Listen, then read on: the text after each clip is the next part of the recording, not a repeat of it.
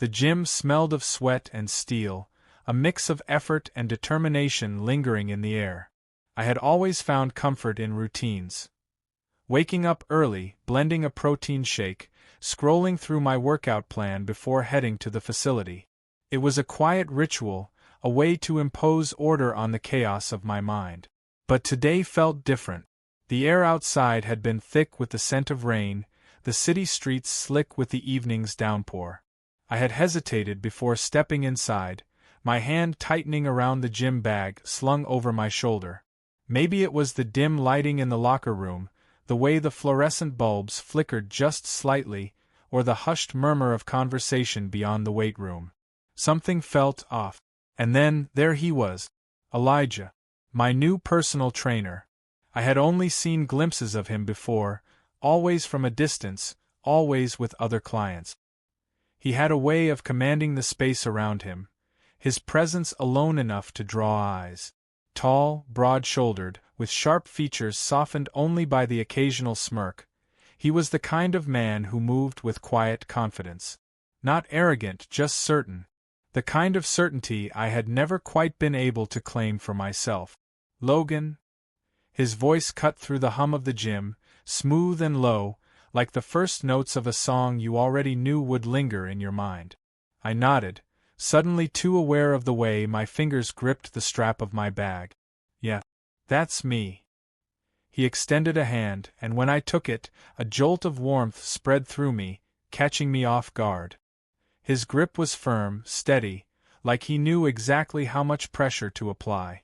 Not too much, not too little. Just enough. You ready? He asked, tilting his head slightly, those dark eyes watching me with an intensity one wasn't prepared for. I swallowed, nodding again, though the truth was, I wasn't sure. Because something about this felt different. And I didn't know if I was ready for what was coming next. The first few sessions were routine, bench presses, deadlifts, squats. Elijah was professional, always correcting my form with a touch at the right place, a firm hand on my shoulder, a guiding press against my lower back. It was standard, just a trainer doing his job. But I felt it. Every time. His presence was undeniable, a gravitational pull that I didn't want to acknowledge. I told myself I was imagining things, the way his fingers lingered just a second too long, the way his voice dropped when he spoke to me, the way he held my gaze when I caught my breath between sets. It was nothing. It had to be. And yet, I found myself craving the moments between the exercises more than the workout itself. The casual way he'd nudge my arm when I got something right. The small, approving nods. The smirk he gave me when I pushed past my limit. Then came the night everything shifted. The gym was nearly empty, the late hour leaving only a handful of dedicated lifters behind. Rain drummed softly against the windows, casting streaks of silver across the darkened glass. The overhead lights buzzed, casting long shadows against the rubber flooring. Last set, Elijah said, standing behind me as I gripped the barbell. His voice was lower than usual, quieter, almost like we were sharing some kind of secret. I nodded, adjusting my stance. My arms were trembling, exhaustion weighing heavy in my muscles. You got this, he murmured. I took a breath and lifted. The strain shot through my arms, my body shaking as I pushed the weight up. My vision blurred for a second, and just as I was about to lose control, Elijah was there, hands on my waist, steadying me. Easy, he breathed, his chest nearly pressing against my back. I've got you. I froze. His touch was firm, grounding, yet something about it sent a shiver up my spine. I could feel his breath against my neck, the warmth of his body radiating through my sweat-drenched shirt. For a moment, neither of us moved. Then, too quickly, he stepped back. You're pushing too hard, he said, his voice a shade rougher than before. You need to listen to your body. I nodded, but my heart was racing for an entirely different reason. The next few sessions, the tension became unbearable. He adjusted me more often, his touch lingering, his hands guiding. A brush against my lower back. A hand gripping my forearm, holding just a second too long. A silence between us that neither of us acknowledged but felt like a loaded gun waiting to go off. Then came the moment I couldn't ignore. We were in the stretching area, the gym quieter than usual. The overhead lights were dimmer here, the air thick with unspoken words. Elijah sat behind me, his hands pressing against my shoulders as I stretched forward. "Relax," he murmured. I did, letting myself sink into the movement, but my awareness of him was overwhelming. His hands were warm, strong, grounding, but something in the way he held me sent a current through my skin. Then, he shifted, just slightly, but enough that I felt the heat of him against my back. His breath was close, too close. I swallowed hard, my pulse hammering. "Elijah!" He didn't move. For a second I thought, hoped, he'd step away. That he'd pretend it was nothing, let it fade into the background like a moment misinterpreted. But he didn't. Instead, his fingers curled, ever so slightly, against my shoulder. A slow, deliberate squeeze. A silent confirmation. I turned my head, just enough to look at him, and that's when I saw it, the hesitation in his eyes, the battle waging behind them. He wasn't unaffected. He wasn't indifferent. But he was fighting it. And so was I. A sharp inhale broke the silence between us. And then, he pulled away. "That's enough for today," he said, his voice tight, distant. I let out a breath I didn't know I was holding. He stood quickly, avoiding my gaze, his jaw clenched. "I'll see you next time." I nodded, unable to speak, unable to move. Because something had changed. And there was no going back. The air felt heavier that night. The gym was emptier than usual, the hum of machines distant, the usual clatter of weights muffled, as if the space itself knew something was about to shift. I wasn't supposed to be there that late. Our session had ended hours ago, but something had pulled me back, a restless energy I couldn't shake, a tension that refused to ease no matter how many times I paced my apartment. So I returned. The locker room was silent when I walked in, the overhead lights casting a pale glow over the rows of metal lockers. My footsteps echoed, too loud in the empty space. I told myself I'd just hit the treadmill for a bit, burn off whatever this feeling was. But then, as I turned the corner, I saw him. Elijah. He stood near the back, his shirt off, a towel slung over his shoulder. He hadn't seen me yet. I should have walked away. But I didn't.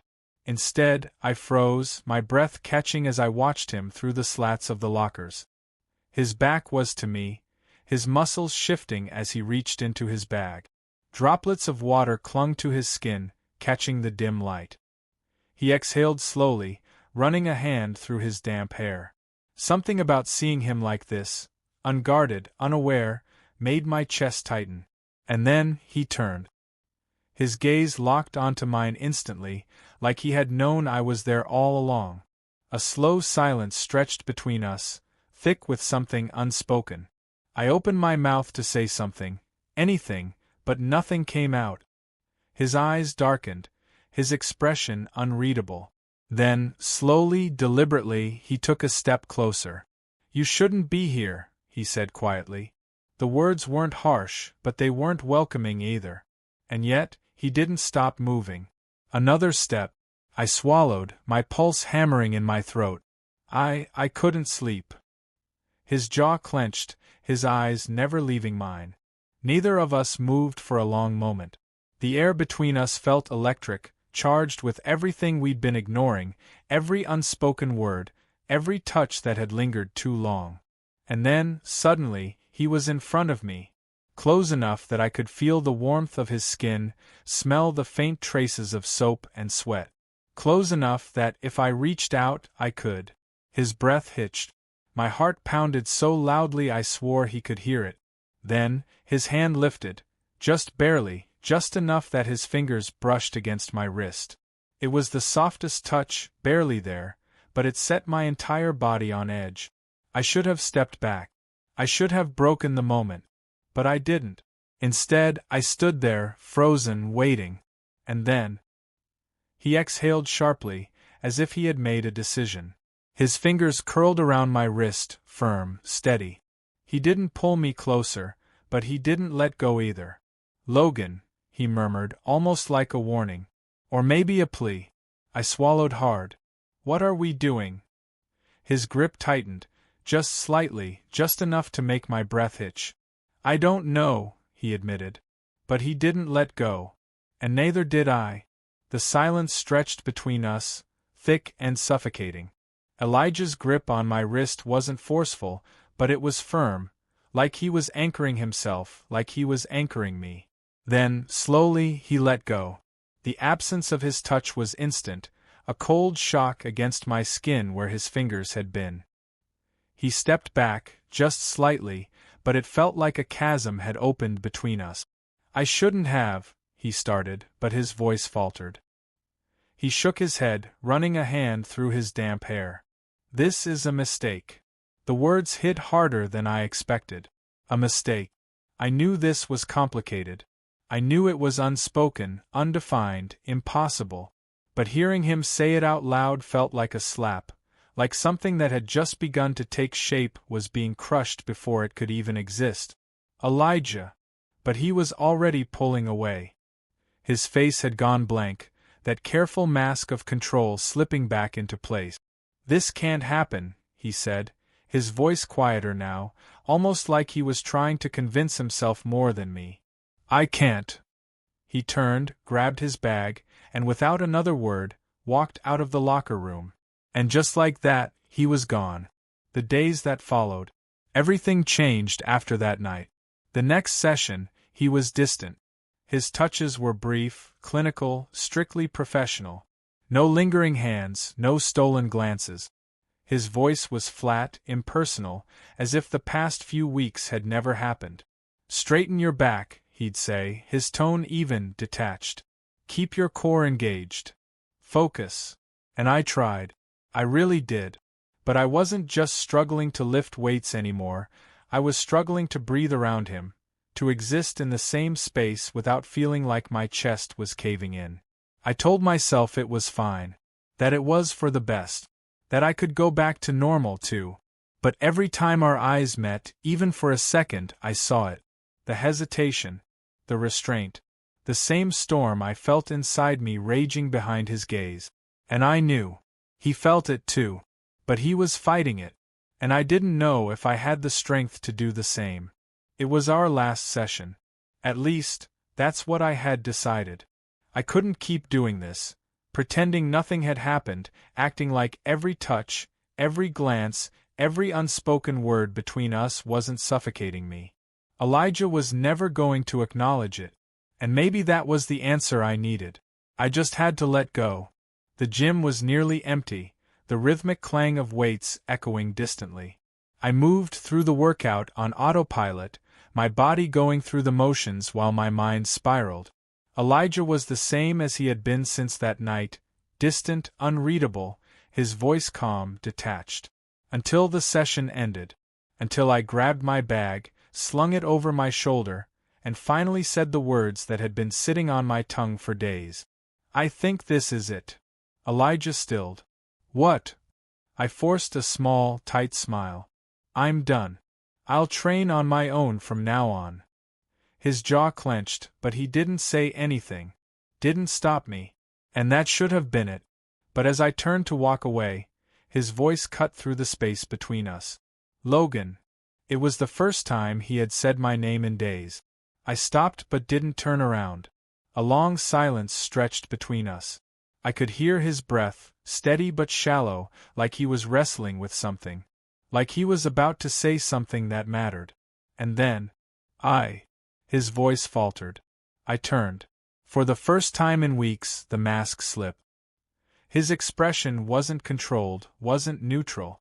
There was something raw in his eyes, something desperate, something breaking. But just as quickly as it came, he swallowed it down.